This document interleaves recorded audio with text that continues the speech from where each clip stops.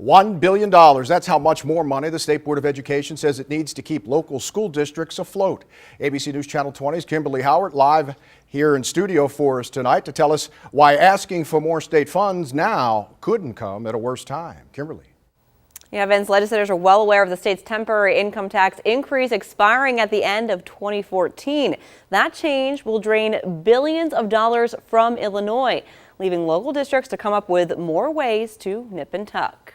Local districts are hurting right now, including District 186, where the school board says they're looking at a nearly $5 million budget deficit. Education has suffered tremendous cuts over the last 4 or 5 years. Here's why. A state statute requires local school districts be given more than $6,000 per student. But with the slumping economy taking its toll on sales tax and income tax revenues, legislators haven't delivered on that promise in years. Now, the State Board of Education is saying enough. They want $1 billion more dollars so Illinois can finally be up to par. And even then, we should not be doing cartwheels over that, because there is another recommended amount of funding per child from the State Education Funding Advisory Board, which is more than $8,000 per student. A number of legislators and educators agree will be difficult to reach as the state's temporary income tax increase nears its end. That'll be a $2.2 billion loss. It would blow a hole in it, and they have to be concerned about lifting that. And again, these are revenue matters I'm sure the General Assembly is going to be considering. Revenue matters local superintendents are considering as they kick around options to keep education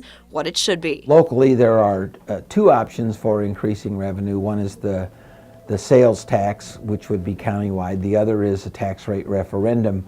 And at this point in time, our conversations are still very exploratory.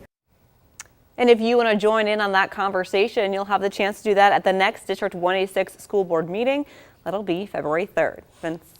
Thanks very much, Kimberly. Now, the State Board of Education set to pass its budget recommendation tomorrow, but it'll be months before a decision is made on that request. The House and Senate have until the end of May to crunch those numbers.